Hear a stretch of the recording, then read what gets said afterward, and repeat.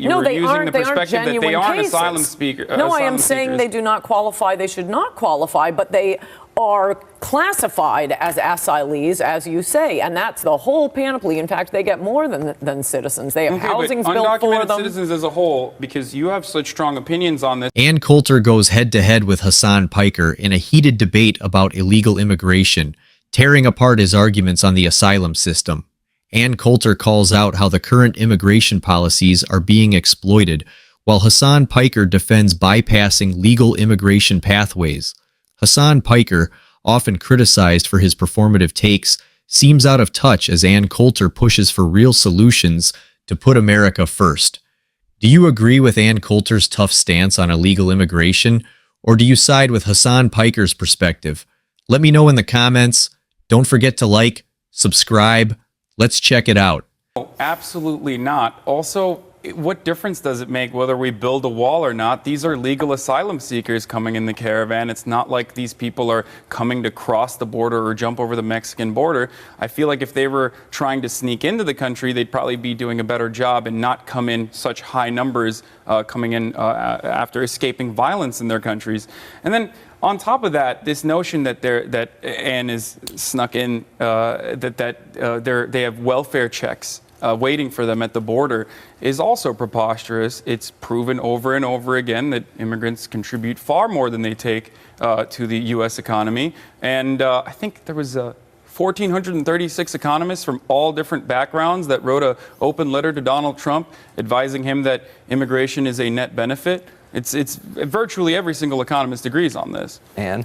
Well, none of these are asylum cases, or they'd stop in the first country they get to. The idea of asylum is something like there's a Holocaust, there's a potato famine. No, this is how these people always live, which is why all of different countries want to come to, the biggest welfare state in the world.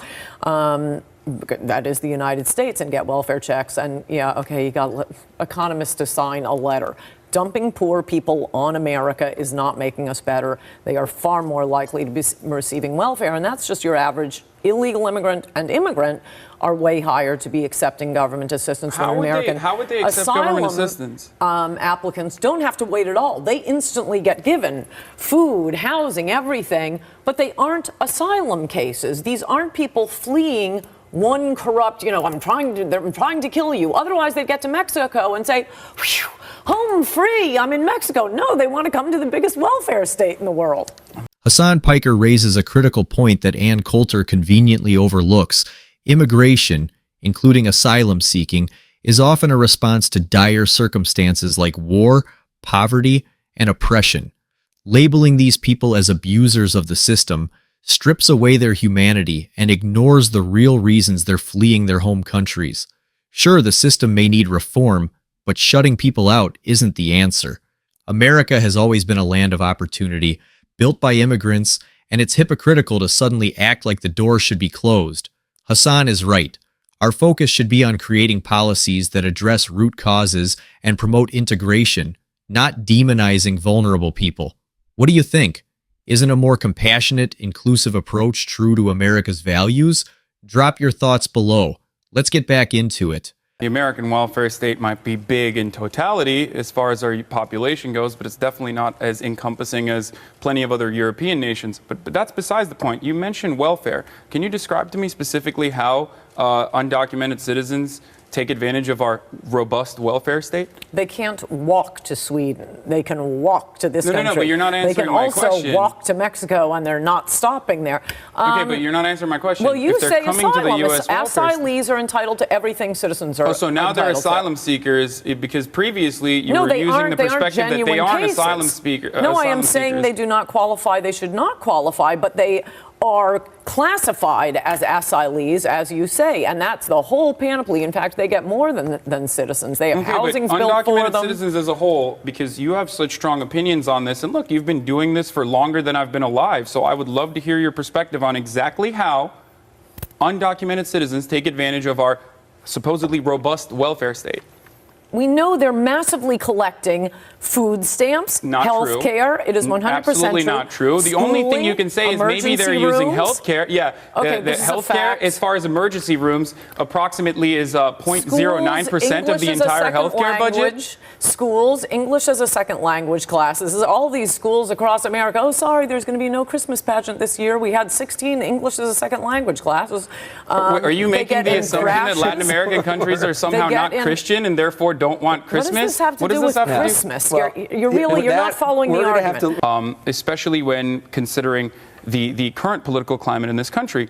So it's not just Donald Trump that's responsible, however, it's also the media apparatus that is not holding Donald Trump accountable. Ann? No, I mean, all the things Trump says, when an audience laughs, it's a joke.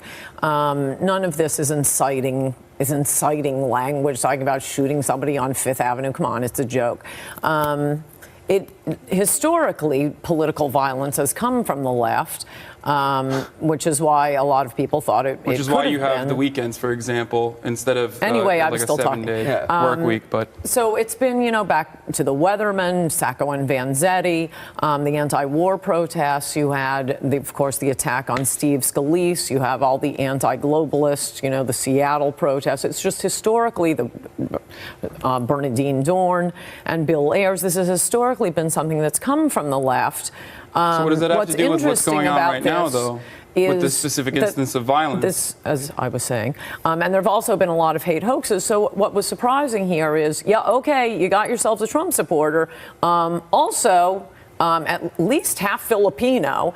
So it looks like, a lot. Democrats thought all these immigrants coming in where political violence is way more prevalent than it is in this country. They thought, they'll always be on our side, like Sacco and Vanzetti. But some of them are going to be Trump supporters. I think we might finally get liberals to oppose the caravan by saying, they don't care about MS-13. They don't care about. This debate between Hasan Piker and Ann Coulter brought to light critical perspectives on the deeply divisive issue of immigration. Hasan's stance on treating immigrants with humanity and addressing the root causes of illegal immigration resonated powerfully. He reminds us that immigration is not just about laws, it's about people fleeing hardship and looking for a chance at a better life. But we can't completely dismiss some points Ann Coulter raised. The need for a structured and enforceable immigration system is crucial to maintaining order and fairness. Still, where Ann falls short is in her dismissive tone toward the struggles many immigrants face.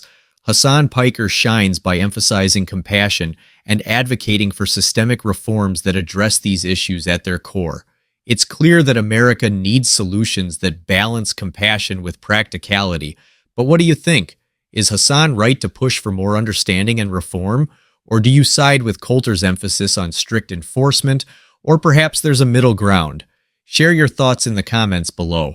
I'd love to hear your take on this intense exchange.